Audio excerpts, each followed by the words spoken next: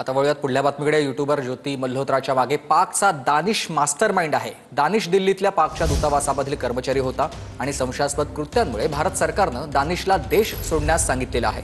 भारत पाक संघर्षावेळी ज्योती दानिशच्या संपर्कात होती आणि ज्योतीच्या पाक दौऱ्याचा खर्चही दानिशनं केलेला होता। दानिशच्याच मदतीने ज्योतीची पाकिस्तान वारी। दानिश दिल्लीतील पाकच्या दूतावासातील कर्मचारी होता। दानिश भारतातील अनेक सोशल मीडिया इन्फ्लुएन्सरच्या संपर्कात होता। ज्योतीच्या पाक दौऱ्याचा संपूर्ण खर्च दानिशनेच केला होता। भारत पाकिस्तान संघर्षाच्या वेळीही ज्योती दानिशच्या संपर्कात होती। भारतात राहून दानिश संशयास्पद कृत्य करत असल्याचं तपास यंत्रणांच्या निदर्शनास आलं। दानिश त्याच्या अधिकृत पदाशी सुसंगत नसलेल्या कृतीत सहभागी असल्याचा भारताचा ठपका। दानिशने 24 तासांमध्ये देश सोडावा असा आदेश 13 मे रोजी भारत सरकारने काढला। भारत सरकारच्या आदेशानंतर दानिश देश सोडून पाकिस्तानात निघून गेला।